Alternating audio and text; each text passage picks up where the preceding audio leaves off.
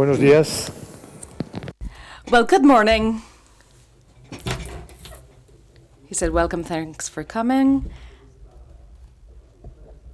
Thank you for coming here this morning to participate in this roundtable on collaborative tourism focused mostly on people with disabilities.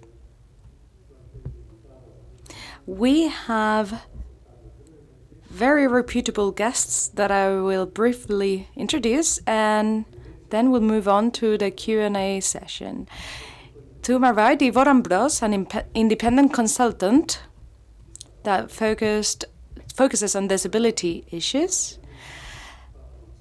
To his right, we have Katarina Papamichild, a Greek architect who's also specialized in the way in which architecture needs to adapt to fit with the needs of people with disabilities. To his right, we have Martin Sibley,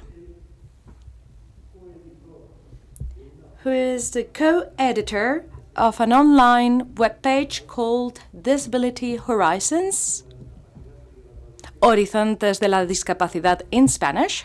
That would be the approximate translation. And he just put together a very interesting company called Acmable.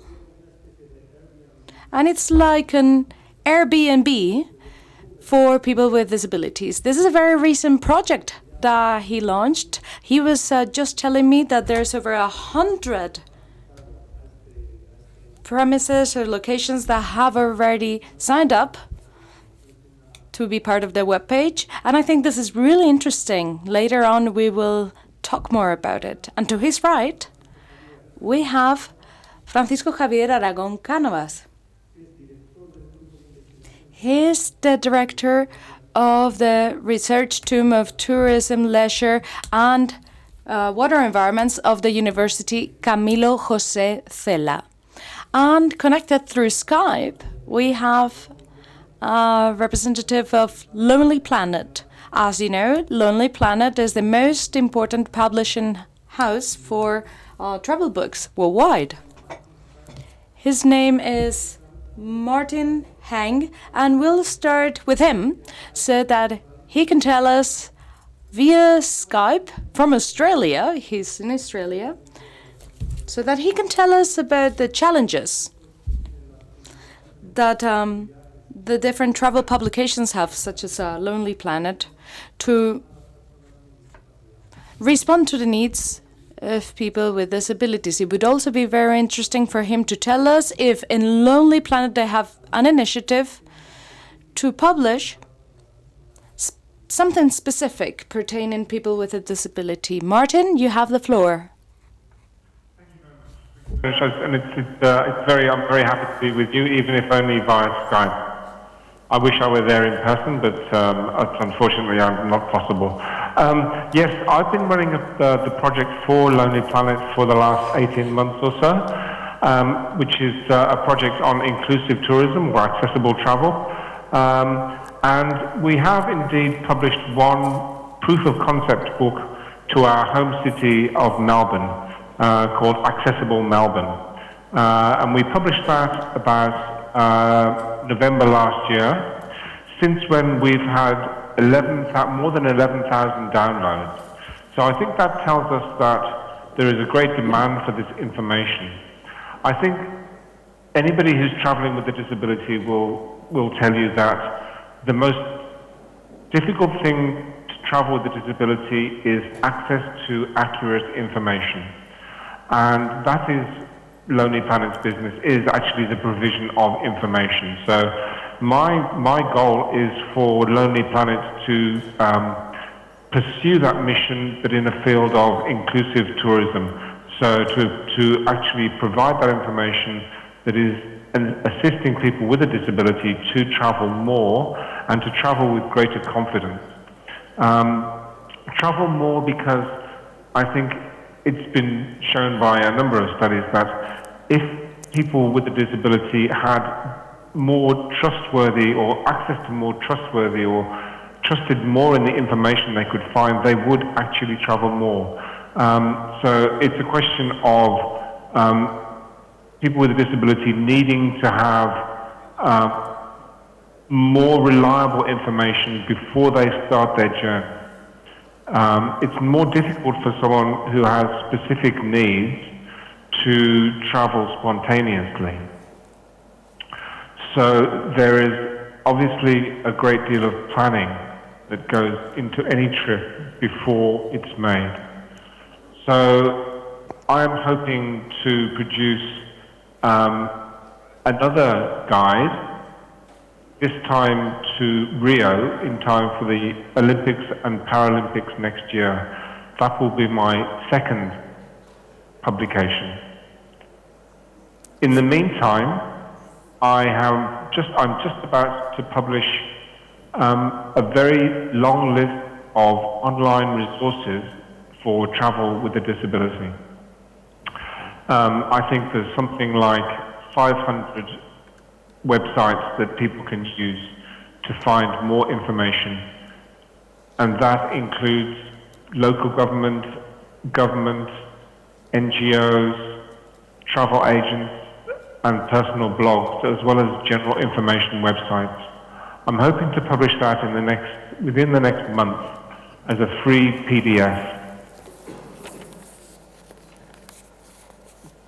I'm also in contact, I've also signed a memorandum of understanding with either AMPROS or ENAT, and there's a strong possibility that the same information can be published via the ENAT website as well as part of their resources page.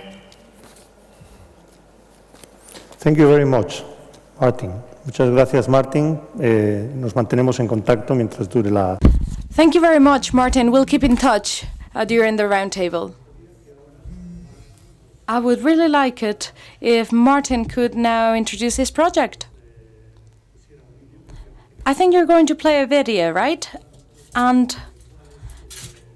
Martin, could you please let us know about the activities that you undertake and what you do as co-director of this online publication, Disability Horizons, and your new company, your new startup that you're launching? Thank you for the introduction. In terms of the video that will be playing behind me, it was just to give a bit of a visual element of some of the things that I and the guys at Disability Horizons have been doing the past few years. So there's myself and my business partner, Shrin, who couldn't be here today. He's in Barcelona doing some work for Comable. But you can see some of the nice photos that we've collected over the past years. So, I think, the general background of the project that I now run is that I think for a long while, the world was less accessible. I think obviously as we are here today, there's a lot more work to do. It's by no means solved and everything is perfect for disabled people. But I also think it's important to look back, say, 20 or 10 years and see the progress that has been made. So when we look at tourism, the actual products and the supply side actually is very good to facilitate disabled people to get out there and travel. So I had to learn that personally, how I managed with my wheelchair and my care needs to get out there and see the world. And as I started blogging about it, it became apparent that many other people didn't think it was possible, and they were just simply very inspired by the fact that someone like them was able to get out there and do it. And obviously, as Martin was talking about from Lonely Planet, the next part, after you're inspired and you're really eager to get out there and see the world, you need information. So I think both Disability Horizons, my blog, and Comable, it's all about inspiring the demand side, the disabled people, to want to go travelling, to feel confident and to believe it's possible, but also to know how, the nuts and bolts and the logistics. And I think the fact that we've grown so quickly in 4 years, showing that there was a big need for this type of positive message. And we have between 30 and 40,000 readers every month on the magazine, and they are the writers. We don't have one or two or a handful of journalists. Every article we publish is from our community, and I think that's another sort of unique point of what we offer on the market. No sé si teníamos un vídeo. I think there's a video that you were going to present, right? While I was talking, so it's just for visual for the audience, but yeah, it's been playing behind me, I believe. Okay. Thank you. Thank you very much. Thank you. A mi derecha, Yvonne. To my right, I have Yvonne. Yvonne, I would really like it if you could please present what you do. But why don't we ask you a question directly? Please let us know if there's any relationship between affordability and accessibility. The most affordable services tend to be less accessible. What do you think about that statement? Ladies and gentlemen, good morning. Yes, my name is Ivor Ambrose. I'm the Managing Director of ENAT. And the work that we do is really much more focused at the moment on the supply side of accessible tourism. And for the past few years, in fact, we've just, as Martin Heng said earlier, we've just signed a memorandum of understanding with Lonely Planet. And we're also working with Martin over here. So we're beginning to focus more on the demand side. And that's where you really have to start looking at how the supply fits the demand. And that's where the economics really comes in. So your question about how we can make accessible tourism affordable and whether it's always going to be more expensive to provide accessible services, this is the question that we're addressing directly with our suppliers and our members of ENAT who are trying to develop good practice examples, good practices in their work that are as affordable as possible. But we don't see a parallel market for the disabled in tourism. We avoid this kind of concept completely. We reject that concept. We believe in mainstreaming accessibility into all goods and services for people with disabilities, including tourism.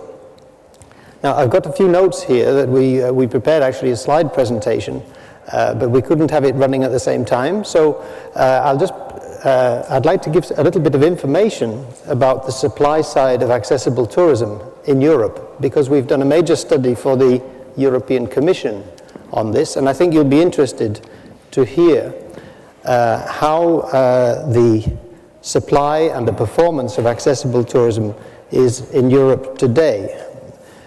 The critical thing about, when we're talking about accessible tourism at this conference and in all of the meetings, but the critical thing is to identify actually what is accessible and how much of our tourism supply is accessible. So the Commission came to us with this question. And we did a huge investigation lasting about 18 months to count the number of accessible tourism suppliers in Europe and to measure the performance of these so-called accessible suppliers. And we reached a very large number, actually. We found that there are about 320,000 tourism suppliers who claim to be accessible. That is, they've put their information about accessibility into an accessibility information scheme or a website where you can get this information, which is all important. Or we also developed a data collection tool to collect this information firsthand from suppliers who wanted to register as accessible suppliers. Now, this is quite a technical issue, how to describe accessibility. And I'm sorry we can't show you the details of our method, but it's important to say that when we came to this result, that in Europe, and this is the European Union, 28 countries, we only found verifiable information about accessibility for these 320,000 suppliers.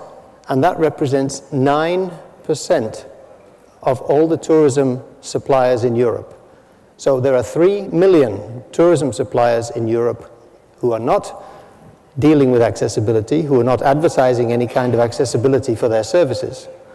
And by 2020, looking at studies of the increase in demand, which will come with the aging population, we know that another 1.5 million suppliers in Europe should be making their services accessible to cope with the increasing demand.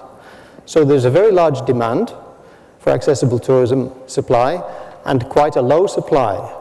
You can say it's actually a case of market failure. The market is not responding as markets should, where the suppliers rush in because they see an opportunity. They are looking the other way.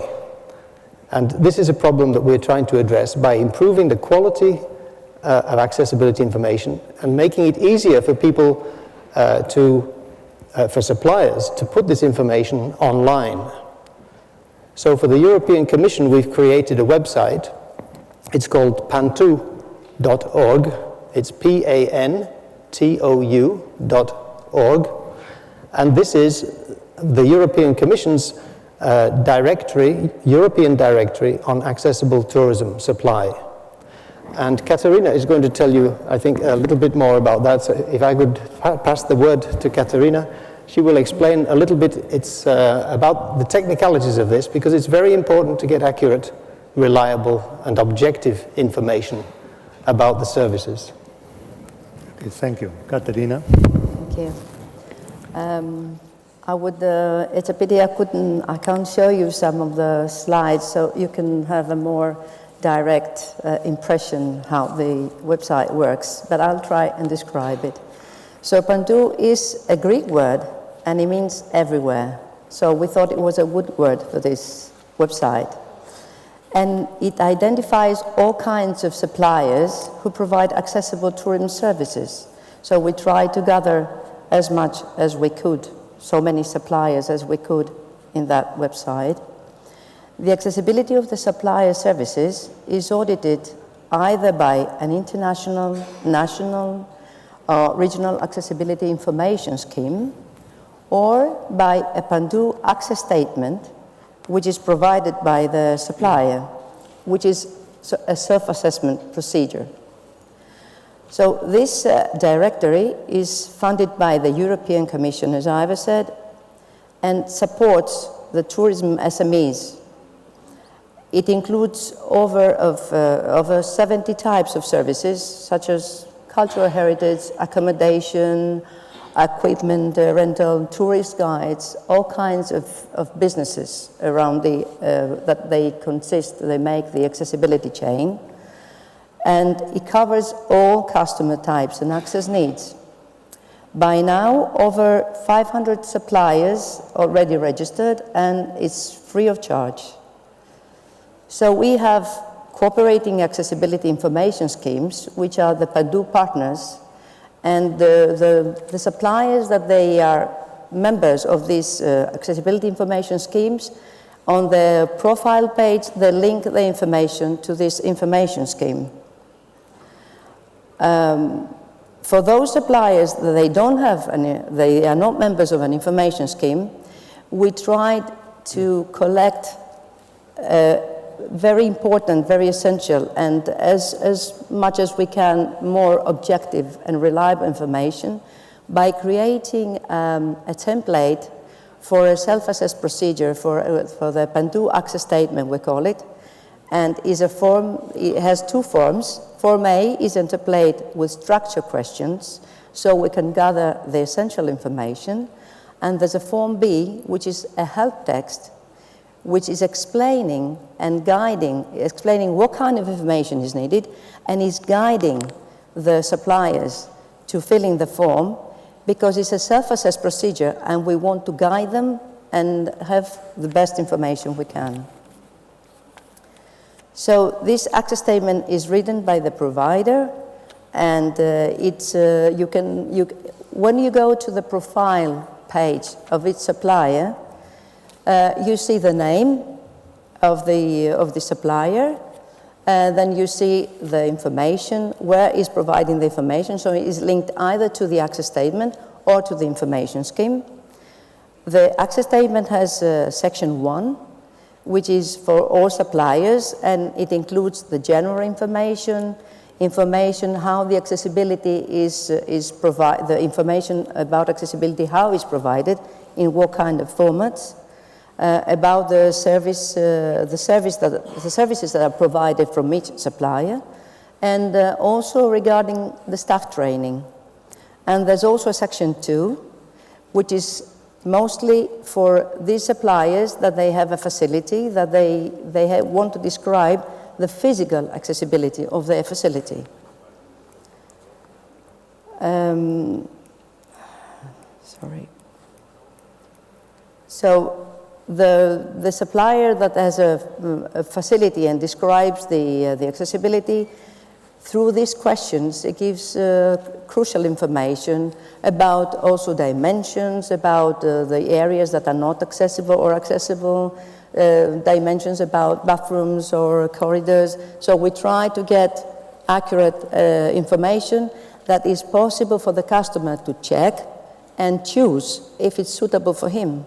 Because here I want to say that we can say that a premise or a facility is accessible, but for whom? We can say it's accessible for wheelchair users, but we know that the individual users, they have different abilities. An athlete can make probably a steeper ramp, but it's not the same for another wheelchair user, it's not the same for an older person. So we want to have this information sort of personalized, so the customer can see and choose if it's good for him or if it's not good for him, if he can deal with the difficulty or if he cannot deal with the difficulty. So this is what we try to do with this. So there's an added value in this Pandu access statement because we think it raises the awareness of the supplier about the issues that are important to be described to the visitors. Our team gives feedback and advice also on the statements, and so if they're missing something, we advise them to go ahead and correct something or be better on their accessibility. The suppliers also can publish the Pandu access statement as accessibility information on their own website, and aggregated Pandu data can be used continuously to support policy development and decision making. And so also the Pandu access statement is offered as an open source for all tourism application and suppliers who offer accessible services anywhere in the world. It may be copied also and used as it is for educational and professional purposes on condition of mentioning the name Pandu access statement and the link to the Pandu directory. So concluding, the Pandu directory provides a standardized framework for describing accessible tourism services. The customers can find accessible tourism suppliers across the whole of Europe in one website, and it also connects visitors, suppliers, stimulating businesses' growth and development. And lastly, it enables the creation of accessible supply chains and collaboration between suppliers to create accessible tourist destinations. The suppliers can see on one website, they can find each other, cooperate, and maybe a destination can find all the suppliers and work together to create a destination. Thank you very much, Caterina. Muchas gracias, Francisco Javier. Una pregunta. One question for you, Francisco Javier. Thank you very much, Caterina. Francisco Javier is a doctor in law. He's a lawyer. He's very acquainted with all the regulations and standards. So please let us know, what are the challenges that collaborative economy is facing, these startups and new companies that revolve around collaborative economies? What are the challenges regarding finding accommodation in private locations, private rooms? Because is there an issue with the limits of legality and the limits of regulations in this collaborative economy approach? Could you briefly tell us what the situation is like right now? Yes, but first and foremost, I would like to thank the organizers for having invited me to join you to talk about this issue, which is so interesting right now, and not for us, but also for society. And also to talk about accessibility, because this type of business is also very important currently. First, I would like to start by mentioning how this type of collaborative business came to life? Well, it came to life with a crisis. The crisis created a situation that promoted that people came together to travel in a different manner and in a more affordable nature too. So this business model was created, and we see many platforms that do this, Airbnb and BlaBlaCar, which is for cars. And this is called collaborative consumption or collaborative economy. What does this mean? Let's think about what this is, because we need to talk about the concept first. It means that collaborative consumption is a system that is based on something. On what? Well, based on sharing first and foremost, and exchanging. What do we exchange? Goods and services between individuals. Okay, so how do we do it? By using modern technologies through digital platforms, which are the ones that we have been mentioning. What do these digital platforms do? They put in contact one person with another so that they can come to an agreement as to the activity that they want to undertake. For instance, they might want to share a car, or they may want to stay in your room, or develop a guide, or go to a restaurant. Well, there's endless possibilities, but that's the key concept, the basic concept. And we must also say that this is a travel alternative. Thereby, we can state that this is a true change in the way we travel. It's a smart alternative that offers many possibilities. It is more affordable, which is one of the main goals also for the people that choose this type of services, for accommodation, for transportation, because it facilitates individual contact between people who are at the same place, and they do it through the internet. So in collaborative tourism, the key issue is to share. Okay, then this type of approach boomed and many ideas sprouted, but the problem is, how do we regulate this? And this is the problem that we're facing now. Regulated or formal companies such as hotels, hostels, pensions, campings, they need to be legally compliant. They have a series of licenses that they have to obtain in order to carry out their activities. This type of collaborative tourism doesn't really require, or it's not demanded to have this type of licenses. So what's the issue here? There's a difference. Some have to comply with some requirements, and some others apparently have to fulfill only minimum requirements. So we need to legalize all this and to set a framework for it. So what did the Spanish government decide? Well, they decided to create a law so that the regions have the competence to regulate this. Some regions had put together regulations already, and some regulations are not sufficient, some are, and some are still not regulated. So this is an issue, because you might want to stay at a private home. But what happens if you have a claim? Well, the neighbors might complain, and there might be some sort of claim, and we need to regulate this. And what happens with the competition? Well, competitors say they're paying taxes, and others are not paying taxes. So this gives rise to a current discussion about the regulatory framework. A regulatory framework that needs to protect consumers. But let us not forget that collaborative tourism doesn't really protect consumers.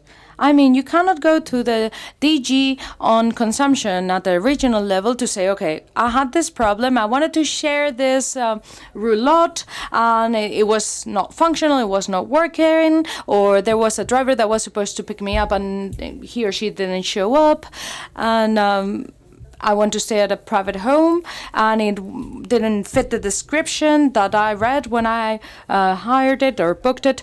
So that's difficult, because administrative means do not offer the type of platform that has been created for formal businesses. So customers are therefore not so well protected. We need to improve the competence of this sector, and it's a market and it's there and it's being demanded by society, but it needs to be regulated. We need to issue standards, and this is really complicated. It's difficult, but I think the best standards will be the ones that don't really benefit anyone in particular. I mean, we need to strike a right balance for both sides. And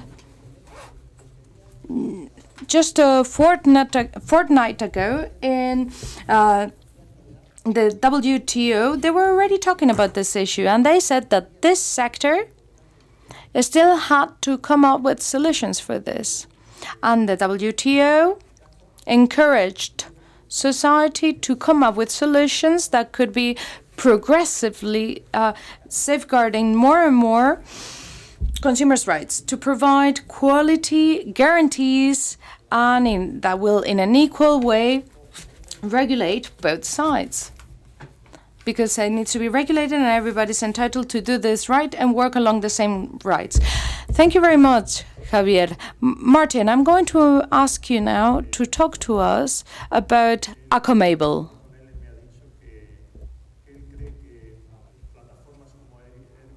You said before that platforms such as Airbnb approach the issues of accessibility for people with disabilities as a secondary matter. They focus on other issues. And Martin thinks that people with a disability are the ones that should create their own markets and their own startups. And this is how Acomable was created, the company that he's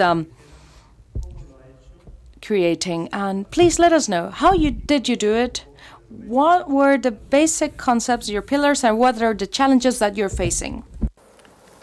Okay, well, I talked earlier a little bit more about the positive messaging that we have put through the blog and the magazine for the last 5 years or so.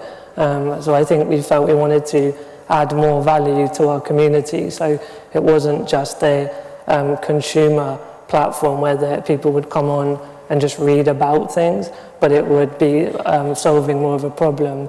And so we looked at many different areas of life. We didn't just start with travel. It could have been something for employment or for finding care support. There were many parts of life that we felt that this sort of new collaborative sharing economy with digital tools we could use to solve. But of course, you have to focus. I think we've learned if you try to be everything to everybody, it will fail. I think you have to start with one thing and do it really well, and then later you can look to diversify. So having looked at possibly doing an app to do with access for local bars or restaurants or various other travel areas, we felt in the end that there was a need, just like Airbnb solves for the mainstream, but having looked on Airbnb and some other similar websites, it literally, the person that owns the property can just tick a box that says it's accessible, and there's no verification beyond of what that means and if it would be suitable for different types of impairment. So we felt Airbnb was failing with its services towards disabled people. So with Acomable, developmentally with the website, my business partner Shrin last year learnt to code, because we had a few failed attempts with agencies, and obviously there are a lot more costs with agencies as well. So we've built the website in-house, which we're very proud of. It's not an easy thing just to know how to do that. So, Shrin's done a great job there. And then because we had such a vast community from the magazine, that meant that when we launched the product, there were many people wanting to use it. So I think we talked earlier, the demand is high, as Ivor was saying. The issue, the challenge we have even today is how we find the properties and we can verify that they are accessible, and how we share that information, how we promote it. So we're learning new things every day. I think that's the life of a startup. And I would say sometimes we fail as well, but we embrace the failure as a way, an opportunity to learn and try new things. So I feel that the path is very good. Hearing about the challenges of regulatory, it's a difficult debate because, of course, consumers should be protected. First and foremost, like, I would never disagree. I mean, consumers have to be protected. But I wonder if with the sharing economy, the community is the way that we safeguard. Because over time, if a driver doesn't collect you from the airport, or you go to a property and it's not accessible, of course that may ruin your holiday, and I'm not making light of that. But in the end, I believe the market can find the equilibrium where the reviews from the community will ensure good people, good businesses, good supply will always be doing a good job, and disabled people want to use them. So for me, I think I would look more for the power of community and sharing reviews than a regulatory framework, which I would worry would paralyze our business, because if we have to have an insurance policy on Airbnb, they make billions of pounds now. So they have an insurance policy to protect their consumers. But if it was regulatory, that we had that today, we would be out of business, because we haven't got the funding to do much more than feed ourselves and run the website.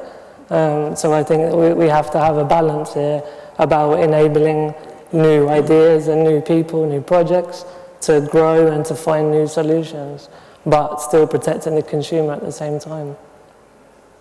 Thank you. Gracias, Martin. Le quería preguntar. Thank you.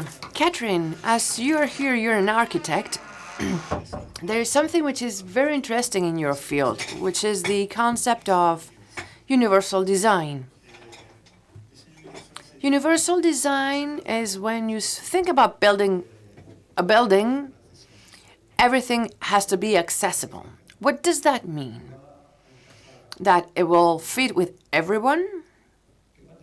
That it will have an extra cost, which is minor, but that will attract any kind of tourism? It's something really difficult. It is a huge challenge. I think that some countries, the most developed countries here, are taking a lot of steps in that side. But you as an architect, could you explain a little bit more what's the situation of universal design, of this utopia? Well, thank you, because it's a very good question, and I always try to say what I think about universal design.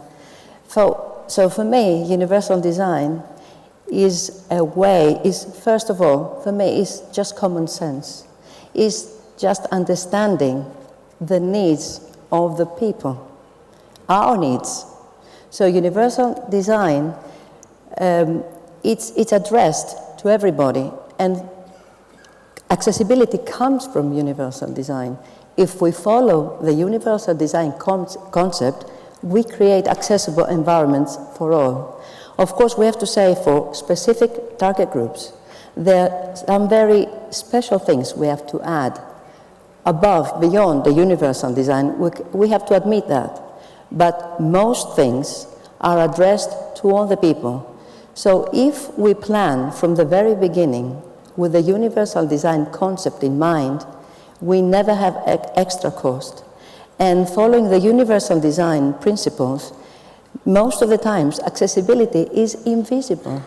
We just create environments that are easy to manage. They're comfortable, they're very safe, but you can't see it's targeted for somebody. You can't see something specific, but only in specific cases. And when also we have to add something in existing infrastructure that it was designed with no concept of universal design, then we might have extra cost. We can't avoid that. I mean, the solution of the ramp, it provides access, but it's not universal design. Universal design is level access. But when we have to cope with environments or with steps, or for some reasons we can't avoid to have level access, we provide a ramp, which provides accessibility. So universal design for me, it's very easy to follow if architects, they get this education and this training, and this is the very important issue, that the architects, the technical people, they don't get really this education. There was a study about in universities, and we saw that very few universities provide this universal design, the design for all procedures. They learn about this, and sometimes it's just a specific course that they might choose. And I think this is where the problem lies, that the people, the technical people and the architects, they should learn, so it will be part of their culture when they're designing. Thank you. Me gustaría preguntarle tanto a Ivor. I'd like to ask Ivor and Francisco Javier, as Martin has this startup with such a success, I'd like you to give him some advice from your standpoint. What should he bear in mind mainly to get greater success in his company? Good question. Martin's actually, to be honest, Martin has put me in an advisory board for his Comable app. So am I allowed to give tips in public, Martin? Yes? Okay. We took a look at the first draft of the website to see how it was looking. And to be honest, we came back to the points that Katarina's been raising, that the information that you can give there has to be accurate and reliable and as objective as possible. It also has to be updated on a regular basis because things can change.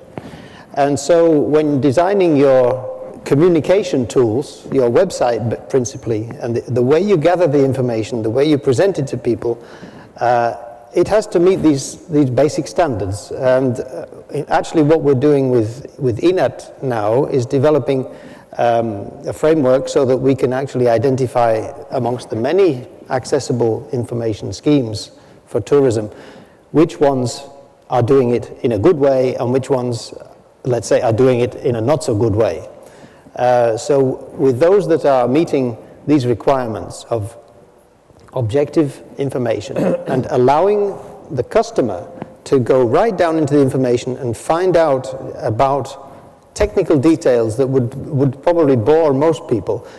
Everybody needs to get this technical information. So another recommendation might be that Martin's website could also use the Pandu access statement, offer that to the providers and say, here's an easy way for you to get educated about accessibility and show the accessibility. So in fact, link back to the Pandu site as well, so that you can join up together. This is the collaborative framework we're talking about, that anybody actually who's developing an app or a website that needs to use this quantifiable and objective information, they can use that Pandu access statement as a tool for bringing the information to the customer. So the other thing I would recommend is that Martin should just keep on doing it with the enthusiasm that he and his team have, because they've got a great community behind them, and he's been pushed along by a wave of tens of thousands of people. In fact, I don't think he can stop. So let's just congratulate him on that, and good luck for the future. Francisco Javier. Bien, en primer lugar. Well, first of all, what I was saying, congratulations. I wish you the best. I think business is important. Entrepreneuring is important. But implementing, enriching that market niche, in order to get there, information must be accurate and do not give room for confusion, so that you know when you're going to hire or contract a service, that is the service you're going to be given. Otherwise, you get problems, and that's when, logically, afterwards, comes the problem that person will be scammed, and then you're losing a client. because let's not be mistaken, tourism with this kind of business, it's ear to mouth how it works. So being accurate.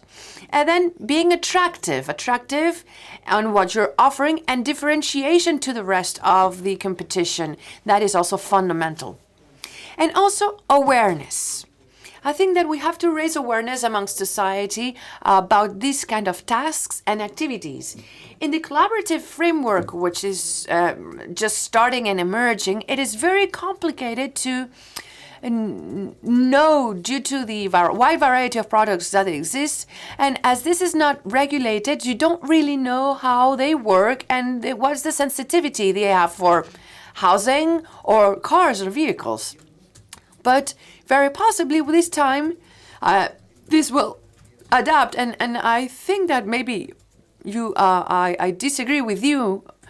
I do think that there must be standards or norms to guarantee precisely to avoid confusion, so that you provide what you're telling, and then awareness, so that what's being offered as services of collaborative tourism, but that are open to society, open to sensitivity of people, and that's little by little starting to step up the ladder. And we have now problems and we have no norms, so it will be even more so important that we get services that are adapted for all. Thank you. Martin, I'd like to ask you something. Out of all the places you've traveled to, can you give us an example of where have you been treated the best? Which have been the places that were best thought for disabled people, and why?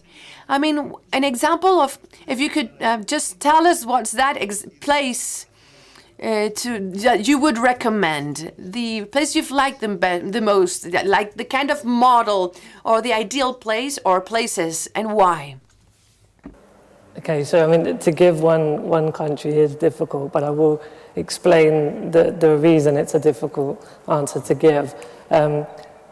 The developed world, shall we say, so we're talking probably more United States, Canada, Europe, and Australia, New Zealand, obviously other countries too, but I've been to most of those places, and that is because I imagine because of their economic ability, their infrastructure is more accessible. When you look at buildings or transport, it does cost money to adapt how things were 100 years ago, when for different reasons disabled people were not considered. And I agree with Katerina, universal design is the future, but we still have to deal with certain situations that exist now, which is when you were talking about the ramps, wasn't it? That there are ways to make things more accessible. So I feel that the developed world has the means to do that, which means getting around and seeing the places is better. So from that point of view, you might say a better experience. When I've been to other places with maybe less economic ability, it's very difficult with this heavy electric wheelchair to go everywhere. But I find that the people's attitude is far more open and warm and want to help you. So I think there's a general sort of difference there in terms of the richer countries have all of the access, but the people are less engaging with disabled people. Massive generalization, but I think that's something I've observed. But I think one place definitely I love is California. And that's partly because of our startup aspirations, that in California, the sky is the limit. You can just have an idea, you can roll with it, people support you, there is more access to capital, which I talked about. The starvation of a lot of startups is what kills them. So I think one place for accessibility and a general positive ethos would be California. Pues volvemos a los años 60 con el sueño. So let's go back to the 60s with the Californian dream. Thank you. I'd like to finish because we're just starting to run behind time, but I'd like for the speakers to make a short summary of what they think will be the major challenge of what we're talking about now. Ivor, could you start? I would just say that the challenge is ahead of of all of us, we're getting older, right? So you know about the aging population. And from our studies, we also know that for the market that requires accessible tourism, actually 2/3 of the market is people over 65 years of age. So this is coming to all of us, and this is why suppliers need to gear up and get used to the idea that they're serving a much wider market. They should be serving a much wider market, and as we get older, accessibility has to be on their agenda. So that's the main issue about the future. But for every one of us personally, I hope that everybody can fulfill their dreams of traveling where they want to go and when they want to go, with whom they want to go, with less difficulty tomorrow than they had today. Thank you. Katerina? Okay, I will give the view of the architect then. Is what I said before. I think it's the goal is to get more awareness and more information about what we say universal design, because this is what is providing accessibility. And I truly believe the decision makers, the governments, the destinations, they should focus on that, on the information, the training, the awareness of the professionals. So they provide accessibility in how can I say, in an easy way, because it's part of their culture. So then, and not only in the built environment, because universal design follows the way the information is given, the way you provide your services is a whole concept about everything. So if we provide this training and this education to people, we will have a better base to build up the accessible tourism. Thank you. Martin? So yeah, I would finish by saying I'm ever the optimist. I feel that the progress is moving at a good pace. I feel that we just need to bring the supply and the demand together more. I think it's, for the past years, it's been in two different silos.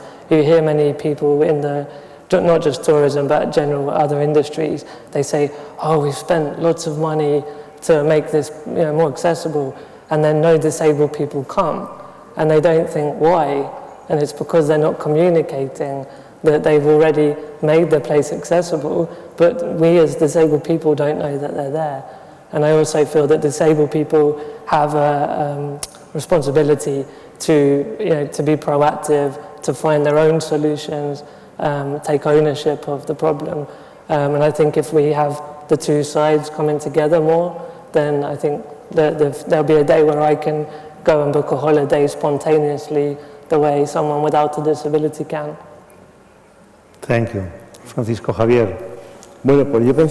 Well, my idea is that we should promote harmony of solutions between the parties, of course, but also if we're going to regulate at the level of regions so that there are no differences. So in order to eradicate all those differences and different positionings, I know it's difficult, it's complicated, but we must get unified or harmonized solutions. And accessibility is a challenge. Yes, there's a market niche. Collaborative tourism can facilitate these kind of tourism, vehicles, housing, so that they're accessible. We must facilitate these activities, and that is pending too. And we have to share, exchange, but also share with owners and accompany with them. Because for example, I do nautical tourism and nautical awareness. The greatest satisfaction for me when we take kids that are 10, 12 years of age and they cannot see.